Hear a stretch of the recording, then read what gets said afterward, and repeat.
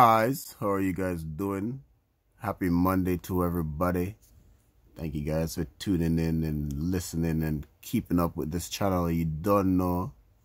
Yeah, big up. Sending enough love to everybody who needs it. Take it. It's free.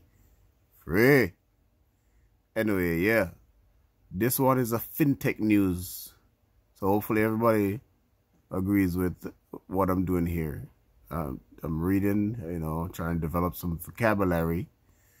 And, yeah, just talking about financial investment on a broad level. Not just finance, but physical, spiritual. Yeah, so, yeah, man. But I'm more so focused on the financial part. Anyway, so this article coming from Cointelegraph. And it's our lucky day today, because this audio I don't have to read.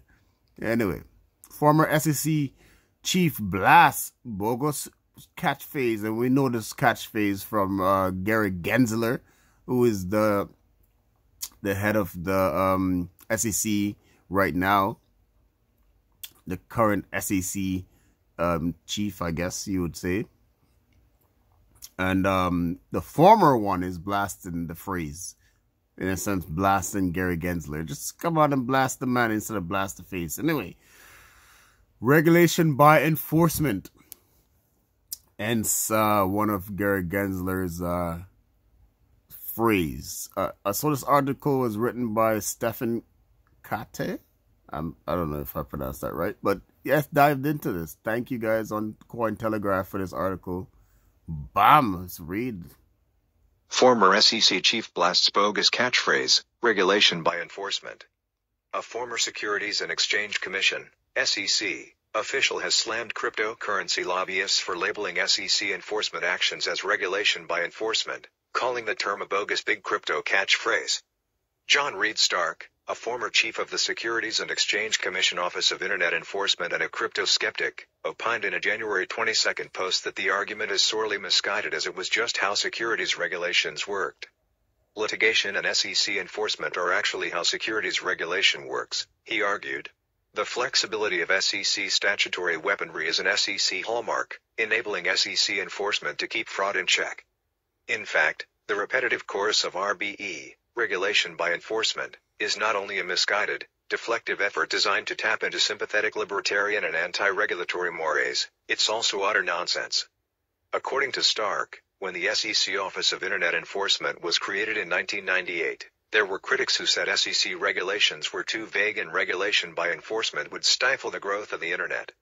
In hindsight, relying upon the flexibility of securities regulation to police the Internet cleared out the more egregious instances of early online securities fraud, he argued. Moreover, vigorous online SEC enforcement efforts also paved the way for legitimate technological innovations to flourish, rendering markets more efficient and transparent, thereby allowing investors more opportunities for success, he said. Over the last few years, the SEC has launched more than a few high-profile cases against crypto companies such as Ripple and LBRY, prompting some critics to label the SEC as using enforcement actions to develop the law on a case-by-case basis rather than creating clear regulations. Regulation by enforcement has a terrible chilling effect, and rhetoric matters. We and number 39, they already seen a huge amount of crypto talent, asset issuers, and startups go offshore. Brian Armstrong, at Brian_Armstrong, September 20, 2022. Ripple General Counsel Stuart Alderety has also previously questioned the approach in a November 28, 2022 post, citing the high-profile collapse of FTX and the related contagion that claimed BlockFi as evidence it doesn't. Another SEC regulation by enforcement success story. Months after $100 million BlockFi/SEC deal, BlockFi and B/Psi. $275 million loan outstanding to FTX from BlockFi. Unknown amounts owed to BlockFi from FTX. Nothing ever registered. Fines paid? With whose money? Consumers decimated. https://d.co/wflvergimk. Stuart Alderety, at S_Alderety, November 28, 2022. In Stark's opinion, however, the SEC is following the law with its actions, citing the legal wins where courts have found in its favor. Indeed, Courts have upheld a broad array of SEC cases involving crypto-related offerings. In fact, in the 127 crypto-related enforcement actions already filed by the SEC has not lost a single case, Stark said. The SEC's approach is rarely improperly expansive, nor does it involve rogue SEC enforcement efforts. Rather, the SEC typically adopts a reasoned, common-sense application of the basic requirements of the federal securities laws to new and evolving market conditions and technologies, he added. Timothy Cradle, a former Celsius employee and current director of regulatory affairs at the Blockchain Intelligence Group, replied to Stark's tweet, questioning whether clear regulations would ultimately be a better policy than regulation by enforcement. I agree with the argument, however. Would it be too much to ask that the SEC and CFTC issue guidance much in the same way FinCEN did in 2019?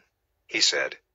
If Big Crypto is saying it needs clear rules of the road, wouldn't it make sense for the regulators to clarify in an official communication, such as guidance, that their rules do apply to cryptocurrencies?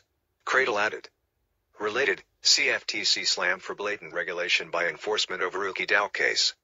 Chris Hayes, a former advisory board member for the PA Blockchain Coalition, also commented, arguing that a sensible regulatory approach would be for the SEC to issue a request for comment on how digital assets might not be able to meet the registration obligations due to their digital nature on blockchain. Take that information and then propose a rule on how these tokens can comply under the 33 Act, taking into account the technological differences that impact custody, secondary sales and settlement time/structure in comparison to traditional securities. And that wraps it up. And as you can see,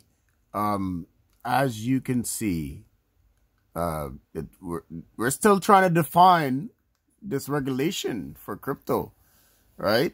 So until they define that regulation for crypto, this is not financial advice, guys. You have to do your own due diligence, even though I thank you for giving me your time and listening to what I have to offer about this new system that is upon us. I keep telling you, this is a new system. This is a new communication system. It's a money sending communication network. Data towards big data. AI has to do with it too as well. Robotics has to do with it too as well. Right? Coding have to do a lot with it too as well. Okay, guys, this is a new age that is upon us. And if you are young folks or a middle-aged man, such as myself, guys, come on. Get some interest into this. Start reading up about it. You know what I say? Reading is fundamental. You'll see it. All right.